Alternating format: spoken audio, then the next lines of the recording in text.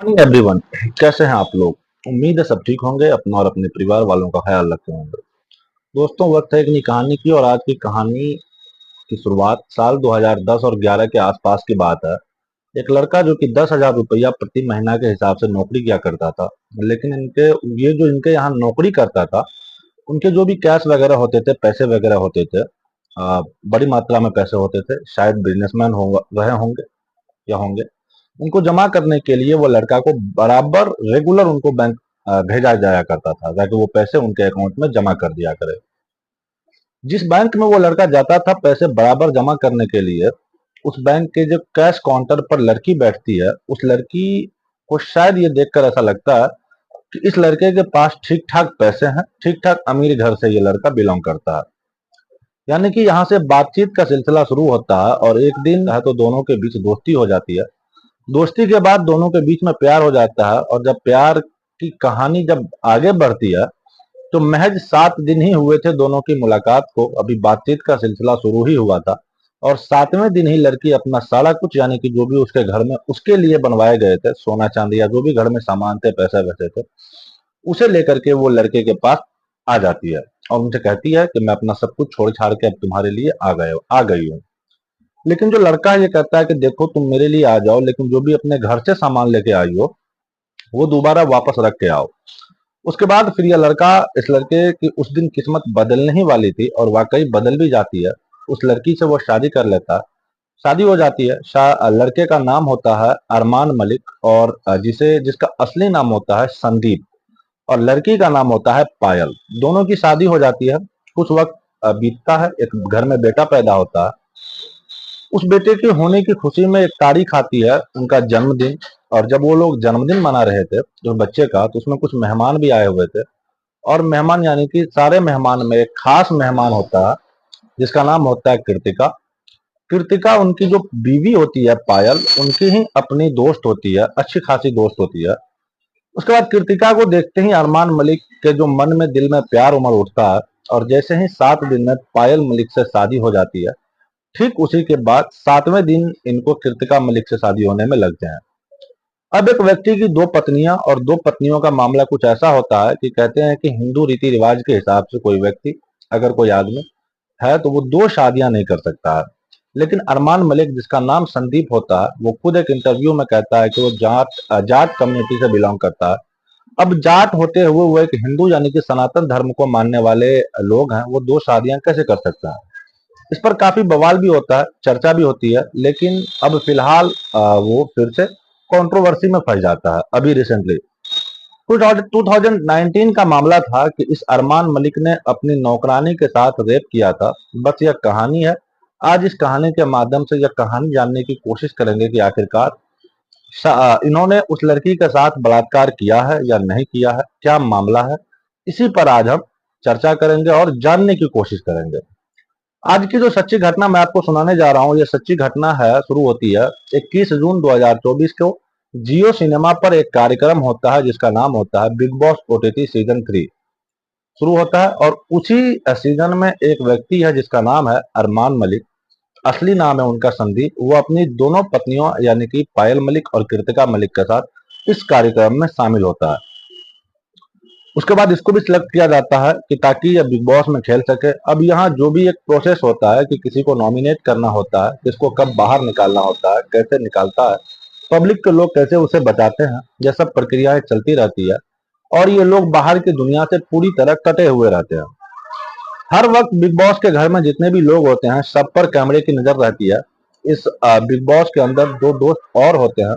एक का नाम होता है लवकेश कटारिया, जो कि एलविश यादव के दोस्त हैं, अच्छे खासे दोस्त हैं। और दूसरे का नाम होता है विशाल पांडे, ये कटारिया के दोस्त है। दोनों आपस में बातचीत कर रहे थे उसी शो में, क्योंकि उस वक्त जो कृतिका है उसका आना जाना, कभी जिम कभी अच्छे खासे कपड़े पहन के निकलना। तो लवकेश कटारिया के से जो विशाल पांडे होता है दोस्त, वो कहता है कि भाभी अच्छी लगती है। बस उसने धीरे से कान में यह बात कहते हुए कहा कि भाभी अच्छी लगती है। जब यह बात कटारिया के कानों तक जाती है तो कटारिया इस पर थोड़ा सा ऐतराज जताते हैं। लेकिन जैसे कटारिया ने इस बात को सुना था अपने कानों से, लेकिन सुना तो वो अपने कानों से था, लेकिन कैमरे भी सुन रहे थे और कैमरे देख भी रहे थे कि वहां पर पूरी तरह से रिकॉर्ड हो जाता है कैमरे में यह बात। अब कटारिया के पेट में दर्द होना शुरू हो जाता है इस बात को लेकर के कि यह बात अरमान मलिक को बताना चाहिए या नहीं, लेकिन किसी भी तरह कुल मिला के यह बात अरमान मलिक के कानों तक पहुंच जाती है। उसके बाद इसका रूप बदल जाता है और जैसे रूप बदलता है तो अरमान मलिक को गुस्सा आने लगता है कि उनकी बीवी पर यह गंदे भद्दे कमेंट आखिर कैसे किया गया है। उसे लगा कि मेरी बीवी के ऊपर यानी कृतिका के ऊपर उन्होंने गलत कमेंट किया है और इसमें उसकी बहुत ज्यादा बेइज्जती हो गई है और नारी का यहाँ सम्मान नहीं हो रहा है। अब अरमान मलिक को इतना गुस्सा आता है कि उसने अब गुस्से को वो शांत नहीं कर पाया। पहले तो विशाल पांडे को बुरा भला कहते हैं और गाली गलौज तक नौबत आ जाती है, और जब बात गाली गलौज तक आती है तो वो पास में जाता है और उसको एक जोर का थप्पड़ लगा देते हैं। यानी कि अरमान मलिक अपनी बीवी कृतिका की वजह से कृतिका के लिए विशाल पांडे जो कि बिग बॉस ओटीटी 3 के सीजन में कंटेस्टेंट है, खेल रहा है, उसमें सिलेक्टेड है, उसको थप्पड़ जड़ देता है। उस थप्पड़ की गूंज पूरे हिंदुस्तान में सोशल मीडिया के माध्यम से फैल जाती है कि किस तरह से अरमान मलिक की पत्नी के ऊपर एक कमेंट किया गया और किस तरह से जो अरमान मलिक है वो अपनी पत्नी का बदला लिया है। अब ये मामला जब बिग बॉस ने जो अपने कैमरों में सब चीजों को जो कैद किया हुआ था, जब यह कैद कर लिया हुआ है तो उसको जब देखा जाता है, वो भी इन सब चीजों के सामने जब आती है, तो उसमें यह पता चलता है कि विशाल पांडे का जो कहने का मतलब था, जो उनका कहने का इंटेंशन था, वो बिल्कुल अलग था, उस तरह से नहीं था जिस तरह से अरमान मलिक ने समझा था। यानी कि उसका जो द्वेष था वो गलत नहीं था, जो बात कही गई थी उसमें अर्थ बिल्कुल गलत नहीं कही थी। अब यह बात क्लियर हो जाती है तब जाकर अरमान मलिक को एहसास होता है कि ये तो गलत हो चुका है। बस इतना था कि अब जो बाहर की दुनिया है, जो बिग बॉस की दुनिया थी यहाँ तक, लेकिन बाहर की दुनिया, सोशल मीडिया की दुनिया, लाखों करोड़ों लोग जो बाहर देख रहे हैं और देखने के बाद जो अपनी अपनी तरफ से ओपिनियन दे रहे हैं, प्रतिक्रिया दे रहे हैं। अब विशाल पांडे की जिंदगी में तो लोगों ने झांकने की कोशिश नहीं की, क्योंकि लोगों के नजर में वो बिल्कुल ठीक ठाक है, उसने ऐसा कुछ गलत नहीं किया है। लेकिन अरमान मलिक की जिंदगी में जब लोगों ने झांकने की कोशिश की तो उसकी जिंदगी का एक ऐसा पन्ना खुल के सामने आता है जिस पन्ने से उसकी जिंदगी बिल्कुल बद से बदतर होने की तरफ जा सकती है। दरअसल यह कहानी शुरू होती है 11 साल की एक लड़की पुलिस को एक तहरीर देती है 7 जून 2019 को। दिल्ली का एक थाना लगता है निहाल बिहार। निहाल बिहार थाने में तहरीर दी जाती है, उसमें बताया जाता है कि 3 भाई उससे अलग रहते हैं, वो अपनी माँ और छोटे भाई के साथ रहती है। घर की स्थिति ज्यादा अच्छी नहीं थी, इसीलिए उसे काम की जरूरत थी। अब चाहे झाड़ू हो, पोछा हो, बर्तन हो, खाना हो, इस तरह का जो काम होता है उसे काम मिलेगा तो वो काम करेगी। वो पैसे कमाना चाहती है, अर्निंग करना चाहती है, जिससे कि उसके परिवार का खर्च वगैरह चल सके। इसी बीच में उसे एक संदीप नाम के लड़के के यहाँ नौकरी मिल जाती है। वहां पर उसका एक बेटा होता है, वो बेटा यानी कि संदीप मलिक, जिसका अभी वर्तमान में अरमान मलिक के नाम से लोग जानते हैं। संदीप मलिक के यहाँ उन्होंने काम शुरू कर दिया। अब जहां वो काम कर रही थी, वो करते करते उसकी एक बीवी जो होती है पायल, दूसरी बीवी 2018 में जब उसके बेटे की जन्मदिन था तो उसमें एक लड़की से दोस्ती हो जाती है। दोस्ती जो होती है तो वो पायल की खास दोस्त होती है। अब पायल की खास दोस्त के साथ वो शादी कर लेता है 7 दिन में, जैसे कि उन्होंने अपनी पहली पत्नी के साथ किया था, शादी थी। कुल मिलाकर यहाँ एक परिवार रहता है, एक व्यक्ति जिसकी 2 पत्नियां हैं, एक बेटा है जिसका नाम है चिकू, और इस चिकू की देखभाल के लिए, घर की साफ सफाई के लिए 11 साल की एक नौकरानी रहती है। एक वक्त ऐसा आता है, दिसंबर 2018 का ये वाकया है, परिवार के ज्यादातर लोग अहमदाबाद गए हुए थे और जब वो लोग वहां गए हुए होते हैं तो यहाँ पर अरमान मलिक अपने घर पर अकेले रह जाते हैं। ये मीडिया रिपोर्ट करती है। जब अरमान मलिक अपने घर पर रह जाते हैं तो साथ ही जो एक सोशल मीडिया पर एफआईआर की कॉपी वायरल हो रही है, उस एफआईआर में इस चीज का हवाला दिया हुआ है कि यहाँ पर वो लड़की जो 11 साल की नौकरानी होती है वो घर पे रहती है और अरमान मलिक भी घर पे रहते हैं। इसी बीच में उसको इंजेक्शन दे दिया जाता है जिसमें बताया जाता है कि वो ड्रग्स का इंजेक्शन था। अब उसको नशा हो जाता है और वो उस लड़की का नशे की हालत में रेप कर बैठते हैं। ये लड़की इनके साथ एक दो बार मारपीट पहले हुई थी, एक दो बार क्या ज्यादा ही हुई थी।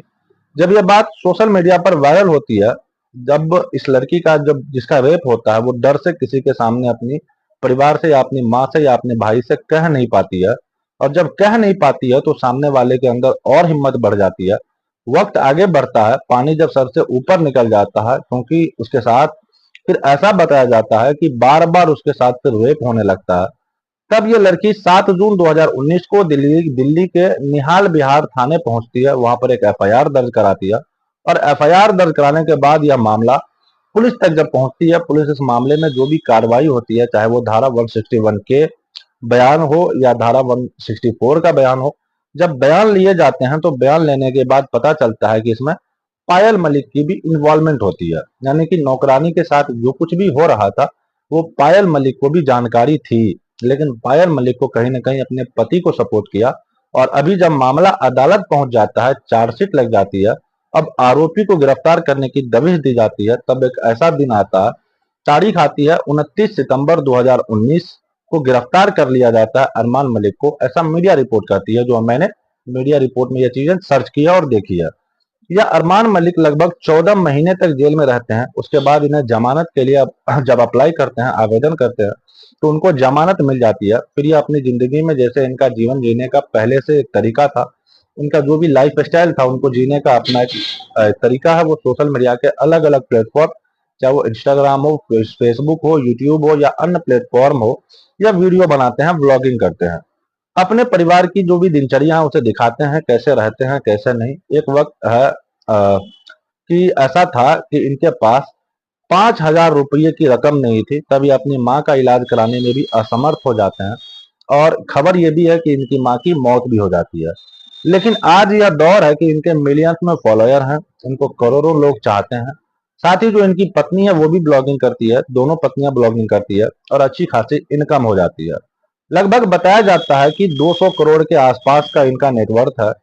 अब वो कितना सच है कितना नहीं, इन्हीं एक इंटरव्यू के दौरान इन्होंने खुद ही एक्सेप्ट किया है। एक इंटरव्यू के दौरान इनसे यह भी पूछा गया था कि जो आपके ऊपर एक 11 साल की लड़की का रेप करने का जो आरोप लगा है उसमें कितनी सच्चाई है कितनी नहीं। तो वो कहते हैं कि मुझे कानून पर पूरा भरोसा है, जो एफआईआर दर्ज हुई है वो एफआईआर गलत हुई है और कानून पर पूरा भरोसा है। कानून इसमें अपना काम करेगा और जो दूध का दूध पानी का पानी हो जाएगा फैसला सुनाने के बाद। जिस दिन भी ये सारी चीजें क्लियर होंगी तब देखी जाएंगी, देख लेना। मैं बिल्कुल साफ और सुथरा पक्ष साफ हूँ, उसमें कुछ अपनी तरह की यह बात कही। पायल जो होती है वो भी कहती है कि मुकदमा झूठा है, लेकिन इससे यह साफ जाहिर होता है कि कहीं ना कहीं मुकदमा है तो जरूर। और अगर मुकदमा है तो बात चल रही है और मामला चार्जशीट में लगा हुआ। अदालत में अभी मामला विचाराधीन है और जब अदालत के जो भी सबूत रखे जाएंगे, जो भी बयान होंगे, जो भी इनमें जांच पड़ताल की गई होगी, इस रिपोर्ट के आधार पर अब ये दोषी पाए जाते हैं या नहीं। अगर पाए जाते हैं तो ये तो खैर भविष्य के घर में छुपा हुआ है। लेकिन जिस तरह से बिग बॉस ओटीटी सीजन 3 में विशाल पांडे को थप्पड़ मारने के बाद और जब यह बहुत ज्यादा मामले चर्चाओं में आ जाते हैं, हाईलाइट हो जाते हैं, तो लोग इनकी निजी जिंदगी के बारे में झांकना शुरू कर देते हैं। इनकी दो पत्नियों की बात होती है या फिर 11 साल की नौकरानी के साथ रेप की बात होती है, यह चर्चा एक विषय बन जाता है। यदि ये एफआईआर सही है और यदि ये चार्जशीट का मामला बिल्कुल ठीक है और अदालत में ये सबूत सही पाए जाते हैं, तो इन्हें उम्र उम्र कैद तक की सजा हो सकती है। बाकी जो भी हो, यह क्लियर तभी हो पाएगा जब अदालत अपना निर्णय देगी। दोस्तों, इस पूरे घटनाक्रम को सुनाने का उद्देश्य किसी को परेशान करना या किसी का दिल दुखाना कतई नहीं है, बल्कि आपको जागरूक करना है, आपको सचेत करना है कि आप जहां भी रहें सतर्क रहें हमेशा। ये थी हमारी आज की कहानी। आई होप कहानी आपको पसंद आई होगी। कहानी अगर पसंद आए तो वीडियो को लाइक जरूर कीजिएगा। चैनल पे अगर नए हैं तो चैनल को सब्सक्राइब कर जाते जाते बेल आइकन जरूर प्रेस कर दीजिएगा। मिलते हैं इसी तरह की किसी और कहानी में किसी नए टॉपिक के साथ। तब तक के लिए अलविदा लेना चाहते हैं। जय हिंद, जय भारत।